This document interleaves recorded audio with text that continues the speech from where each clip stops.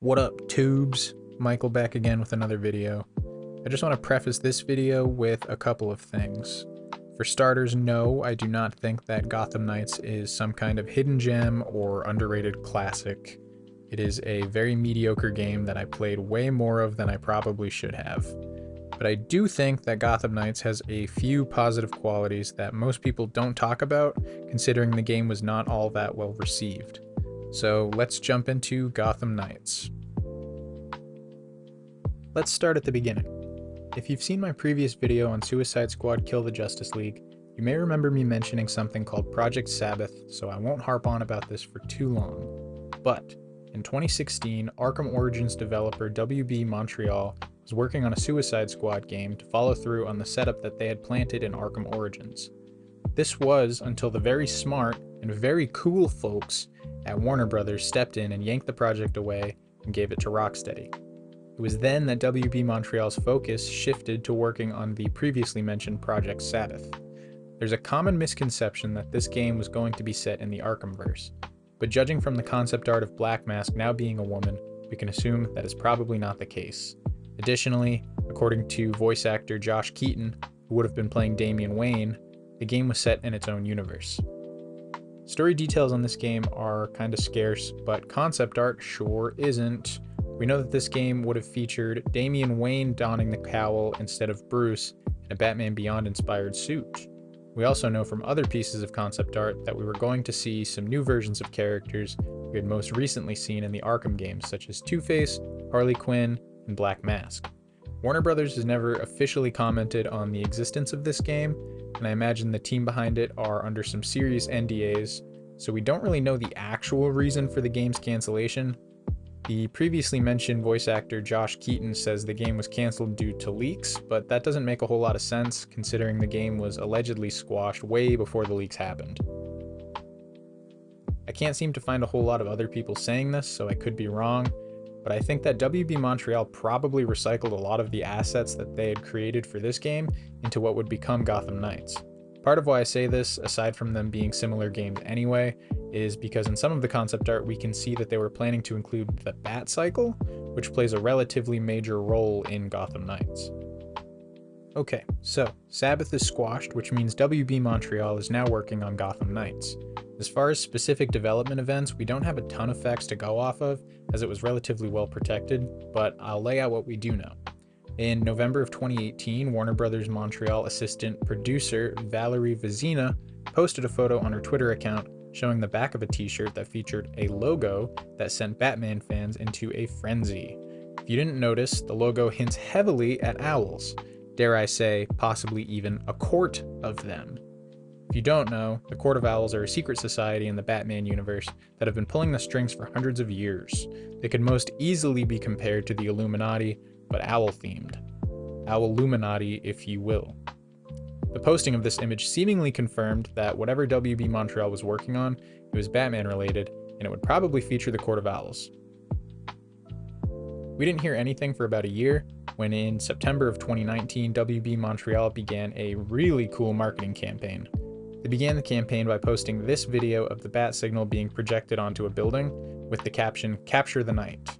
In retrospect, I have no idea how this caption relates to the game because there is no night capturing to be found unless you count Batman's corpse getting snatched for brainwashing. But regardless, it was pretty cool and definitely got people interested.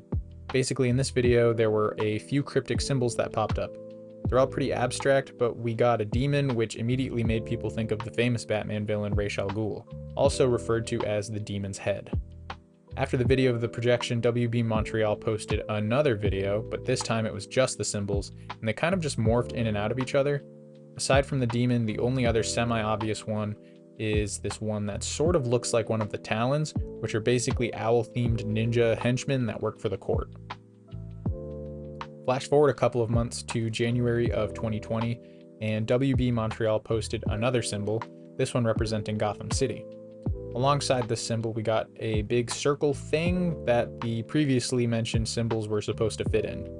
We got pretty much nothing until DC Fandom in August of 2020, when the game would officially be announced.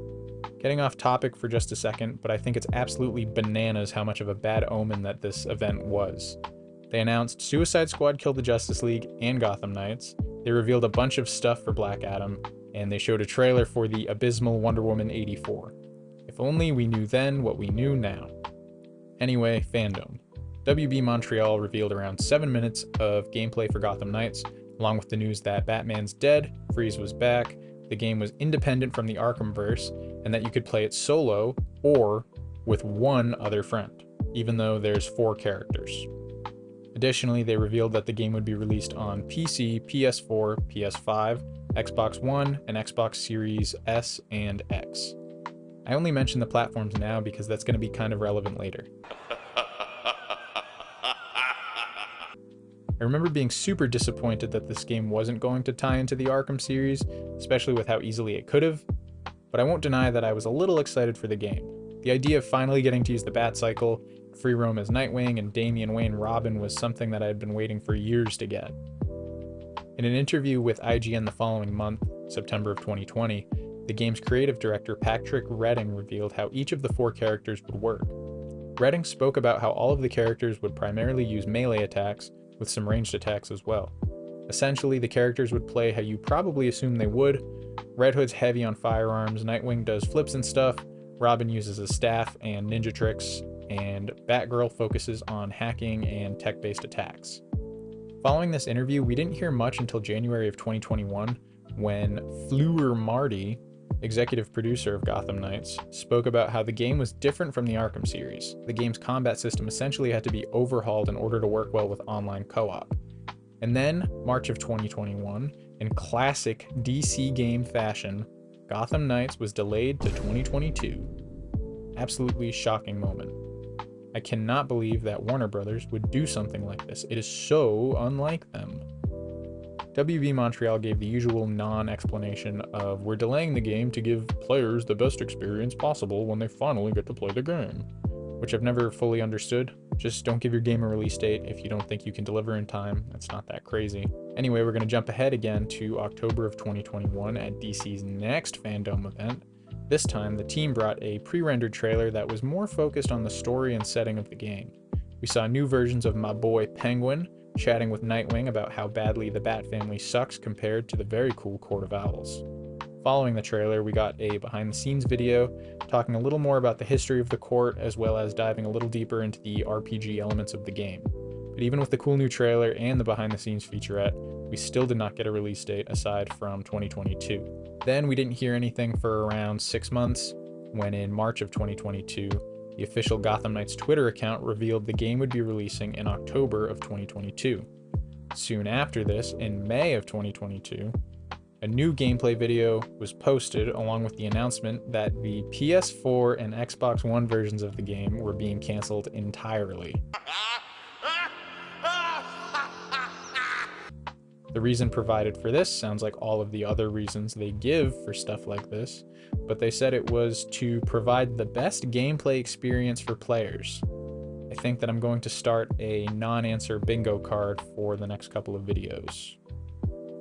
Also in May of 2022, 3 different editions of the game were revealed. Across the board, if you pre-ordered, you received the additional bonus of a lame skin for the Bat-Cycle. Otherwise, the standard was $70 and it was just the game. The deluxe edition was $80 and it got you some extra skins, a colorway, an emote, and some in-game currencies. It should be noted that aside from one of the skin packs, everything here can be unlocked by just playing the game. Paying an additional $220 gets you the collector's edition. They call it that because of all of the dust that it collects in the warehouse where they all sit. But basically, for a total of $300, you got all of the stuff from the deluxe edition, additional skins and gear, a 16-page concept art book, a collectible pin, a map, and a big statue of the 4 main characters with a certificate of authenticity signed by Jim Lee. I think the statue, honestly, is kind of cool. And you may find this hard to believe, but you could have your very own collector's edition of Gotham Knights for half the original price if you buy it on eBay. Also in May of 2022, WB Games had to amend Batgirl's biography that was on the game's website. Originally, it was said that she was put in a wheelchair after some kind of face-off. Then, through the power of training, she recovered from being paralyzed. Not only did she recover, but she was able to go back to fighting crime and riding on a crazy motorcycle and swinging from buildings with a grappling hook. Naturally, people in real life who use wheelchairs thought this was stupid. Also, everyone else, I think, thought that this was kind of stupid. I personally do not use a wheelchair, but I imagine that if they took one of the only wheelchair-bound heroes and had her get better from being paralyzed, I would probably be pissed too. It's just her and Professor X, and he's bald, so I imagine that she's kind of a big deal to the wheelchair-using community. Anyway, Warner Brothers changed the backstory, so now she had many surgeries and does different stretches, and for whatever reason this explanation is better. WB says they worked with Able Gamers, which is a non-profit focused on increasing accessibility in the gaming space, to learn more about different types of spinal injuries and exercises to regain mobility, which I thought was nice, so I figured I'd mention it since I just made fun of WB Montreal a bunch. In the following month, June of 2022, Fleur Marty, executive producer on the project, revealed more details for the game's map, saying this was easily the biggest interpretation of Gotham in gaming thus far. I remember reading this interview and getting really excited because I felt like, while I love the Arkham games, I never really dug the open worlds they were doing. Maybe it was the camera or something, but they felt super cramped to me. Jumping ahead to July of 2022, the Gotham Knights team showed a new gameplay trailer at San Diego Comic-Con. The trailer focused on Batgirl and how her gadgets and combat would work in the game. Then at Gamescom in August of 2022, we got a new trailer, but this time it focused on villains. We got more glimpses at the Court of Owls, Freeze, and Penguin, but we also learned that Clayface and Harley Quinn would be playing a major role in the game.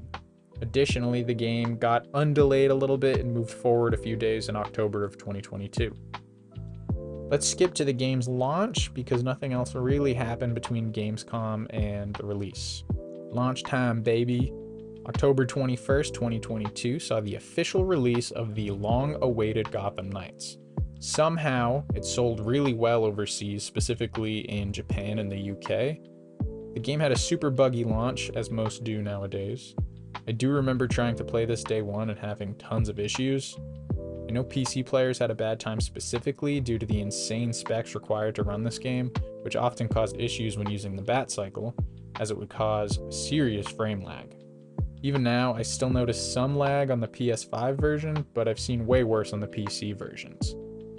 Also, in an insane move, the game was marked $15 off on some digital storefronts in the UK before it even came out. I've never seen that happen before or since this game's release. I'll wrap up the timeline portion of the video, but I do want to mention that the cryptic marketing was really cool for this game, and I thought it tied in well with the secret society aspects of the story. I remember a friend of mine and I were sending the symbols back and forth to each other as they came out, trying to decipher what things meant. In the future, I would love for games and even movies to use more interactive marketing because it gives fans something to do besides wait for the release day. Okay, that's the timeline of the game's development, marketing, and launch. But how is the actual game? It was fine. It was alright. So I got Gotham Knights day one and I finished it relatively soon after. I pretty much just ran through the story as quickly as possible because I was already starting to see spoilers online. Before I get too far past the beginning of the game, I do want to mention how sick the opening cutscene was. The Batsuit was awesome, the animation was awesome, Batman suicide bombing Ra's al Ghul was awesome, it was all awesome. Starting with the story, I do think it was kind of goofy and predictable in spots, but it wasn't too bad. The main plotline focuses on the Bat family investigating Batman's death and the circumstances surrounding it. Through their investigations, they learn of the Court of Owls and that there's a looming gang war between them and the League of Shadows. After Batman's death, crime is on the rise in Gotham, and it's up to his former sidekicks to put a stop to it. At Bruce's funeral, his uncle Jacob Kane is, for some reason, shoehorned into the story. The guy serves almost no purpose in the game aside from showing up once in a while to look kinda sketchy. Side note, but I instantly knew this guy was going to be a villain. It felt like when they would introduce a character in the beginning of an episode of Scooby-Doo and you already knew he was going to be under whatever mask they pull at the end. Anyway, through their investigations, they learn that the League of Shadows is also in Gotham working to create an army of man-bats using Kirk Langstrom's research. The Knights learn that the court will be holding a party, so they sneak in, and we learn that, get ready, that Jacob Kane was in fact a bad guy, and that he was in charge of the court all along. Let me tell you, I cackled at the big reveal. They acted as though Uncle Jacob is some huge character who we would never expect to be a bad guy. I think that they just wrote him in at the beginning specifically so they could do this dumb reveal later. Also, I guess Talia al Ghul steals Bruce's corpse and then brainwashes him so he can become the new leader of the Court of Owls and dismantle the organization from the inside, creating a power vacuum for the League of Shadows to fill. She chooses him because the court is primarily built of Gotham's elite, so he'd likely be welcomed.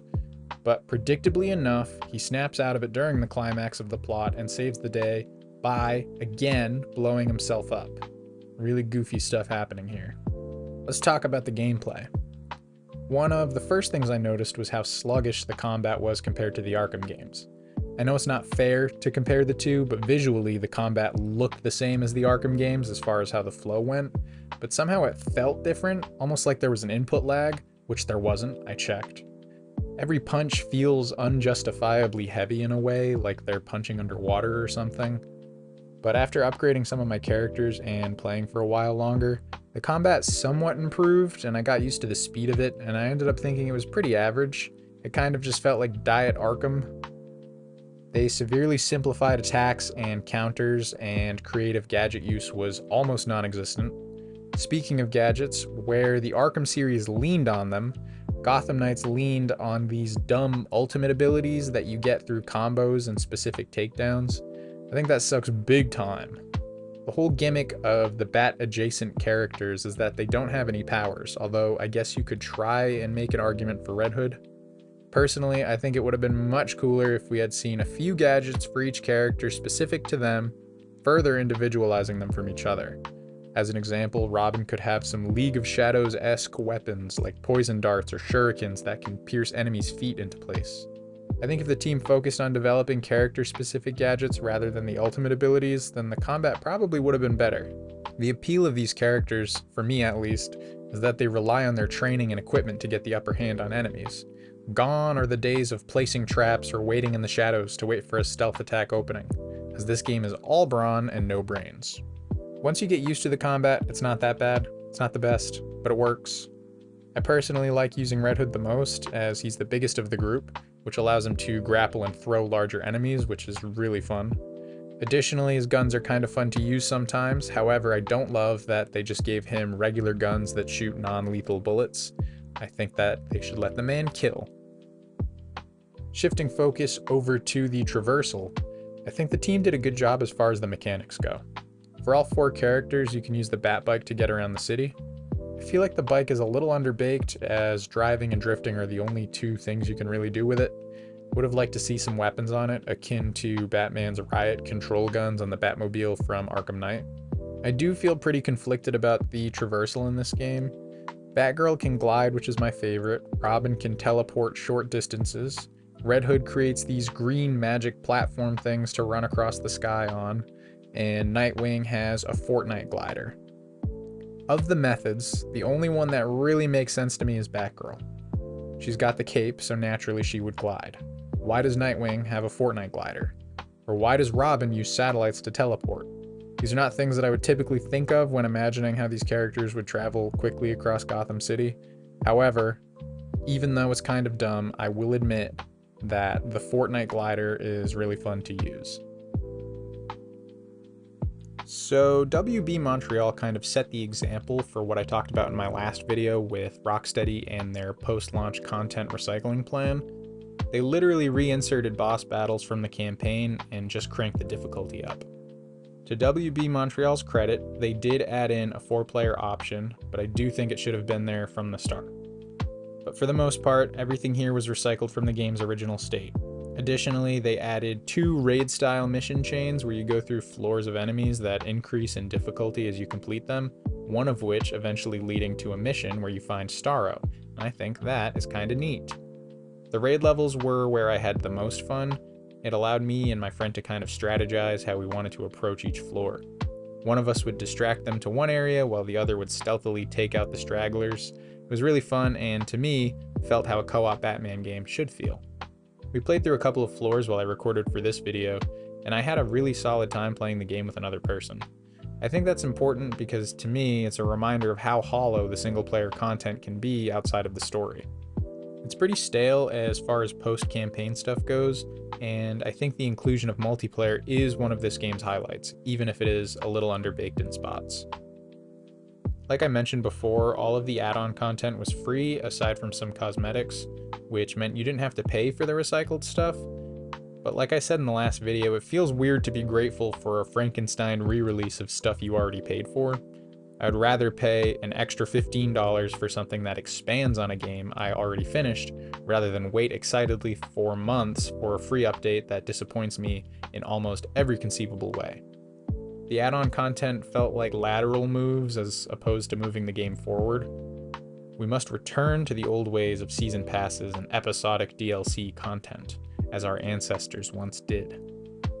I would insert a chapter about the game's future around here, but there doesn't seem to be one, as the game's last update was ages ago. I do remember hearing back when the game wasn't entirely dead that we were possibly getting a Two-Face centered add-on story, which I was super excited about because he's my favorite Batman villain, but that never happened and it appears the game is done for. I said it in the intro and again a minute ago, but this is a super average game. However, it's honestly kind of fun. I know I just ripped it to shreds, but hear me out. I ended up playing a ton of this game, online and offline, and it was kind of not terrible. The actual types of missions are limited, but playing a few of them with a friend isn't too bad. We drove around on bat bikes and kicked crime's ass and fought bosses. If you just look at it as a bat person simulator, it kinda works. Like the Spider-Man games, you can go just about anywhere in the city and find some kind of crime to stop. The mission variety here isn't great, probably a little better than Suicide Squad if I had to compare, but it's fun patrolling the city as your favorite Gotham City superhero, as long as it isn't Batman because he died 2 times the same way. I think, in short, this is one of those games that is fun to play for like an hour or two and then you turn it off. It's almost always on sale for less than $20, and it's free on Game Pass for Xbox, so I think if you like the characters, the game's worth a try. So that was Gotham Knights. It's pretty much been forgotten entirely by most people unless they're using it as an example for why DC's current games suck or something along those lines, but I don't think this game is as terrible as people like to say it is. As average and strange as this game is, it's not something that we should leave out of the conversation when we're talking about decent to solid superhero games. It's no Arkham, hell, it's not even as good as the Wolverine game on 360 from like 15 years ago. But with Gotham Knights, you've got an alright story, some great graphics, combat that sucks at the beginning but it improves throughout, some solid performances for some iconic DC characters, and a really fun co-op experience. Superhero games are so few and far between right now, and I think it's silly to disregard one as a whole when there are some positive aspects to it. You get a hit or miss Marvel entry 3 times a year, but beyond that, the genre's growing stagnant, although we've got some exciting stuff in the pipeline like Wolverine and that elusive Wonder Woman game that I've been waiting what feels like an eternity for. But I think it's worth a play if you like bat stuff and have some time to kill, or even if you want kind of a corny campaign to laugh at with a friend. I think Gotham Knights deserves a second look. Thanks for watching the video.